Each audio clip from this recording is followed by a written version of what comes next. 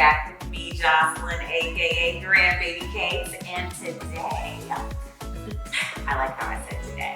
Today, we are going to be making pizza crust. So, if you remember from the last video, we made my delicious, super easy, incredibly fresh homemade pizza sauce. But you can't just make pizza sauce, you gotta make the whole shebang. So, we're gonna make my pizza crust today, and we're gonna make a full pizza, bake it in the oven, and I'm gonna show you how easy this is. Forget the takeout, we're making it homemade.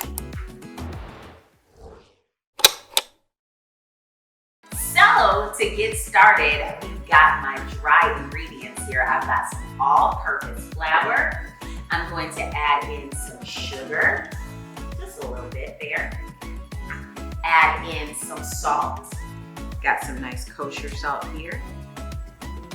And then I've got some instant yeast, and I'm just gonna add that right into our dry ingredients. And then I'm just gonna whisk all of this together.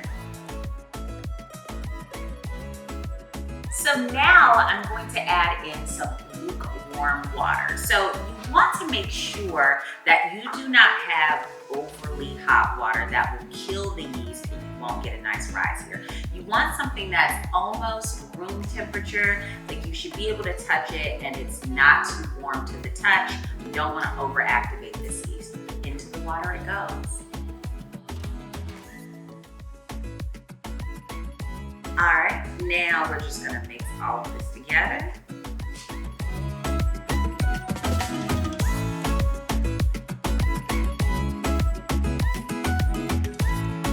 So now I've got a large bowl here and I've got some olive oil, and I'm just gonna use this to coat the bottom of our bowl. I also like to use my hands just to go around the sides of the bowl. So here is our dough ready to rest for about 2 hours. I'm going to cover it with some plastic wrap, and you want to sit this in a pretty warm place so you can get a nice rise. 2 hours, and then we're ready to make some pizza, y'all. So here is our pizza dough, nice rise. You can let it rise a little longer if you want to, but because I'm making a smaller sort of personal pan, if you will. If you would call this a personal pan, it is pretty big for a personal pan, but not to me. I'm just gonna pat this right into our cast iron skillet, and I added a little oil as well. And if you want to roll this out, you can use some flour and make it a thinner crust, totally up to you.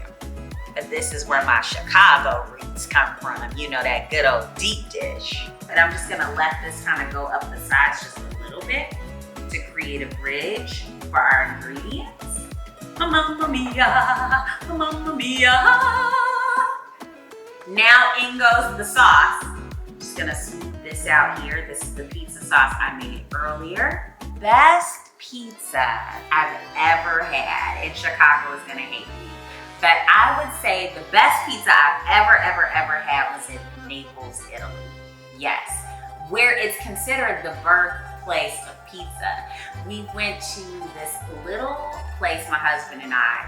We walked like 3 miles to go to this place that was like pretty hidden and kind of like off the beaten path. But it was unbelievable. There was this seriously old grandfather. He was in his 90s. I took pictures with him, who was still back there making pizzas. He said he had been making pizzas for like 50, 60 years. It was absolutely incredible. Fresh ingredients. Everything tastes better in Italy. I think that's what it is. Maybe that's what the case is. If you've ever been to Naples or ever been to Italy, let me know where I should get pizza next when I can travel again. Now I'm adding on some whole milk mozzarella. Do you guys like that? Mozzarella, cheese, and then finally some basil.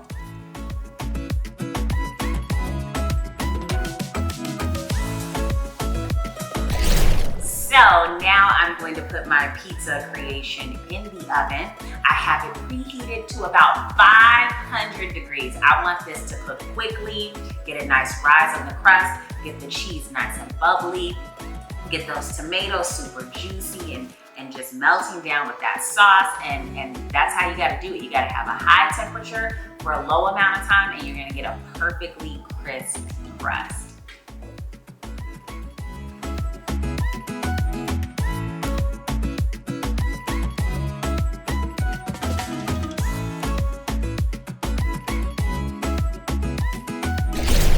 I've got my pizza and I'm ready to dive in.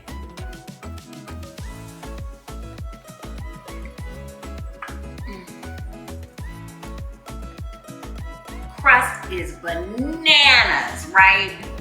You pulled this crust together in just a few minutes and it tastes like your favorite pizzeria, okay?